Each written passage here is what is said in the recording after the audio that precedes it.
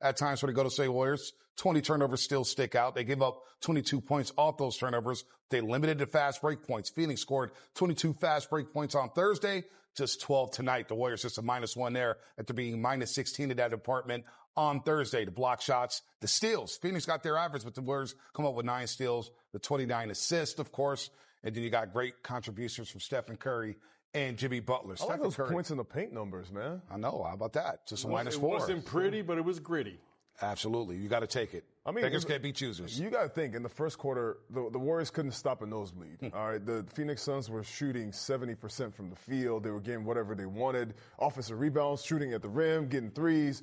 I thought as the game wore along, the offense for the Warriors just continues to stay constant. They found ways to get shots for themselves. I thought Will Richard came in. We can't say enough about him and the energy he brought and infused in the game. After Draymond got ejected, they just continue to find these gems off the bench. I think they're doing a good job. The bench is doing a great job of maintaining composure, even in all these tough moments. I thought TJD came in the game, gave him a boost, whether it's with defense, block shots, rebounds, all these little things that are making an impact to the game. They're trying to find this rotation that works. And Steve Kerr is in flux right now. A lot of guys playing a lot of different minutes, different positions right now. But that's what happens when you're going through a loss. They're going to find their footing. You play consistent in a certain way, and then you can find the rotation that you can trust. Yeah, I thought they hung in there. They understood it was early. First quarter, they gave up 44. And similar to the last game in Phoenix where the Warriors had a 14-point lead, Phoenix builds a 14-point lead, but they go into halftime up 3. Yep. So that energizes the Warriors, and probably most importantly, Will Richard really was a huge lift. I think, obviously we weren't over there, but I think the building got going because of his performance. Draymond gets ejected, and Steve looks down and is like, come on, Will, let's go. And then he really answered the call. So the bench scoring was amazing. And then, we talked about, 3-point, 17-12 plus 15 from the threes and the second chance points. I thought last game, the fast break was a problem, and they were crashing the boards, but they weren't necessarily getting offensive rebounds, and they weren't getting back on defense. Tonight, they really took advantage, plus 15 on second chance points as well. Yeah, 26-11, and you're right there with the second chance points, but it all starts with the chef, right? He was struggling a little with this shot Thursday night and early on in his basketball game, but he really turned it on in the fourth quarter. Look, the Warriors overall couldn't buy a bucket at one point in this first half, but he comes up with a double-double. How about that? 10 rebounds. He had 9 rebounds Thursday night against Phoenix, 28 points, 6 assists, and that's he's 9-19. He'll take that all day long. It's really important, Bonte, that you understand that the offense works better when the role players hit shots. Steph can operate better when the role players hit shots. You got to keep the defense honest. And there's no coincidence that when guys started to hit some shots, whether it's Will Richard, who was 4 for 4 from the field, or Brandon Pajimski, who hit some shots down the stretch, when those guys hit shots, you make the defense suck in, and then Steph can drive to the lane. He can now beat his defender. He can step back.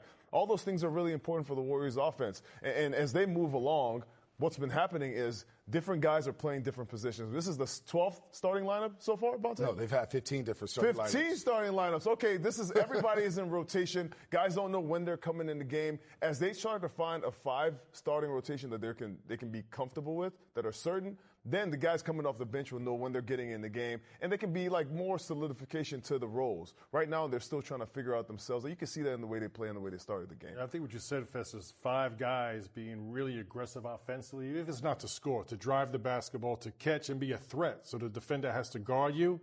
And you saw Steph, he's 4-11 from 3, but he's 5 of 8 on 2. So they're trying to take away that 3-ball away. He's always been an incredible finisher. But also, when 5 guys are aggressive offensively, you saw that all of a sudden he gets Mark Williams on a mismatch switch because they can't pick and choose who's going to double Steph and who's going to guard Steph because they're guarding one-on-one. So I thought the fact that Will Richard and these other guys were really aggressive. Phoenix Suns had to change their defensive strategy a little bit and really guard all 5 guys as opposed to doubling early or going to get Jimmy and then leaving someone wide open. GP2 made a few threes just to make them pay, just enough to where you got to guard one-on-one, and when Steph gets those matchups, he makes them pay. 5 of 7 in the fourth quarter alone for Stephen Curry. 14 points, 3 rebounds, 2 of 3 from the three-point line. Nice night for him as half of his points came in the final 12 minutes of this one. And right now, he's discussing his game with the media. Steph, did that feel like one of your grittier games just as a team doing it defensively on the boards, just trying to will this one through at the end? Yeah, for sure. I mean, after we were up, was it 10 or something like that in the fourth quarter? It was the third quarter. I don't know. That's how crazy this game, or digging it out of yourself, you're digging yourself out of a hole, and like whatever it takes. There's a lot of relief at the end of the game, but unbelievable performance. Will Richard coming off of an extended time not in the rotation, the way that he played, not just his scoring, but just his presence all over the floor. GP defensively, BP big rebound at the end of the game. Trace getting extended time. So, Gee, fourth quarter, just getting his number called and being ready. It's not ideal. You want to, continue to find that consistency, but the idea of, everybody being ready to play is huge. Because you're still, in a fight to get some momentum this year. How would you describe the emotions, facing an early deficit and then Draymond gets tossed, knowing that you're going to have to play the rest of the game without him? Yeah, it's tough because we were energized at the beginning of the game, knowing this is a good opportunity to bounce back. It was a weird, choppy, physical game in the first quarter, and it spilled into the second. I think it woke us up because we knew without him we were going to have to play even, tougher, dig deeper down the rotation. And I think everybody was kind of on alert and try to have his back. Along those lines, Steph, what was the discussion like at halftime, just on keeping the poise, and without Draymond, just everybody doing a little bit more? Honestly, it wasn't that much talk other than normal, like X's and O's, just the idea of what we saw out there on the court in terms of adjustments on their pick and roll, which beat us a lot in the first half, and then our organization on offense. They still played a lot of pressure, on the ball defense, and we struggled at times with it. Got bailed out by a couple, Jimmy buckets and, some loose ball plays. So we can be even better. We all know that. But like to the point of just resiliency coming out of halftime and digging deep and giving ourselves a lead where you can withstand a small run by them and still have control of the game. That's been the difference, most nights. How important does this just kind of stretch of games coming up feel like for you guys, especially as you try to, make a move here a little bit? It's important because it's the now. I think we've had a couple of those little windows where you can look at either a homestand or 3 games in 12 days or something like that. However you frame it, it's, between now and All-Star break is kind of like the moving window of the season where you position yourself either on a run to, look ahead in the standings or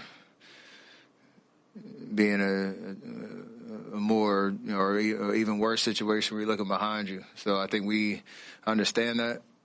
We don't want to look too far ahead, though, and just focus on Orlando and what we need to do to beat that team. I like that idea of just taking it one game at a time because we don't have any other choice with the way that we've been playing. Steph, you've seen these defenses or these offenses come at you in this way before, and you guys have done so many things like hedge and get away, like just things to kind of preserve you. Looks like tonight there was none of that. It was just you and Devin Booker when the switch happens. Is that you saying like just we got to be better at point of attack, so let's just start with you? And is there any kind of toll from the offensive end, which you have in the guard, like one of the best scorers in the game down the stretch? I'm used to it, and you give up a little bit of size. Yeah, my goal is to not give up any blowbys, and if they want to, he's an unbelievable scorer, so, but you make him work, so that 38, he feels it too, which is kind of crazy to say because it's 38, but it's, if I'm in those, situations, just make him, take 2 or 3 dribbles, a tough 2. We'll be able to live with that. There was only, I think, one time I fouled him and gave him an and one, which slows the game down. But if he's scoring in the mid-range and you're making him work for it, that plays in our hands because we can keep the game moving. It does take a toll offensively because you're working, but I like the challenge because it kind of reminds you of like playoff type, experiences where you got to really do both for however long you're out there at a really high level, and there's no shortcuts around it. You got to take the challenge. Stephen Curry, 28 points, a team high, 14 of those 28 coming in the fourth quarter, 5 of 7 from the floor, and he had help from Jimmy Butler. Although Jimmy Butler only grabbed 1 rebound, I felt like he was active. He played with passion and a purpose. Not to say that he never does, but Jimmy was aggressive, 10 to 21 from the floor, getting to the cup, 3-3 from the free throw line. I really like Jimmy Butler's last 2 games against the Phoenix Suns, Fezzi. I mean, even more important, Vontae, you see him from the three-point line being active there. He was just in aggressive mode, and he's been this way in the past couple of games. Last game, 31. This game, 25. It's really important that the Warriors get Jimmy going because he is the one guy that can score from the paint. I love this pass by QP. That was an out-of-bounds play or after timeout play where they drew a play for QP. Steph sets a back screen for Jimmy Butler, goes to the rim. Just finding ways to play with all these guys together. I think the Steph-Jimmy combo was in full effect tonight. Last 2 games, what I noticed is they're committed to getting Jimmy Butler the ball back in the post. Anytime he has a guard on him, we saw the side out of bounds, it's automatic back pick. If they switch, a lot of times it's Steph, so even if they don't switch, you're going to get it small on him. They're force-feeding him in the post, forcing the defense either go double him. He knocked down some threes. He's now shooting 46% from the three-point line. I mean, he made 2 tonight. But much like they did last year when Jimmy arrived, really force-feeding him in the post and making the defense uncomfortable. And Jimmy's great at either drawing the foul, making the basket, or as important, collapsing the defense and getting his teammates involved. So I think these last 2 games, a much better balance of him playing in the post, playing out on the perimeter. But most important for this Warrior team, it's really important that he's in the post because he's really their only and best threat down there. Think about that. Steph, 14 in the fourth quarter. Jimmy had 12 in that pivotal third quarter for the Dubs when they outscored Phoenix 29-20. So Jimmy and Steph playing well together here at Chase Center, and they'll get a day off. We'll look ahead to Monday night against the Orlando Magic. The Magic beat the Warriors back on November the 18th, and that was without Paolo Banchero. Steph Curry had a big night in that game as the Warriors lost by 8, 121 and 113. Steph with 34 points. And that one, Jimmy Butler also had a solid night, 33 points, 7 rebounds, and 4 assists. But too much Franz Wagner, too much Anthony Black. And right now, the Magic are battling with the Utah Jazz. They're up 3 late in that game with about $1:45 left. Paolo with 22 points, 8 rebounds, and 8 assists. So last time out, they didn't see Paolo. This time around, they won't see Franz Wagner, who's also an all-star. But the Magic are tough. They're gritty. Anthony Black off the bench, a really quick guard here. The Magic trying to find their game right now. Yeah, they're a good young team, up and coming. They addressed their three-point shooting. They're still only shooting 34%. They added Desmond Bane from the Memphis Grizzlies, so he's their big off-season acquisition. As you said, without Franz Wagner, a heavy dose of Paolo Banchero, but Jalen Suggs is tough. You mentioned Anthony Black. And then Wendell Carter Jr., a young center. So they're a good young team. Trying to find themselves at 15-12, but definitely improvement each and every year. But you get their rhythm back. The Warriors got to get their rhythm and swag back, and this is the right time to do this homestand right now, Bonte. Next 2 games at Chase Center before hitting the road for 3, but 12 of their next 16 at home. And they get a big one tonight.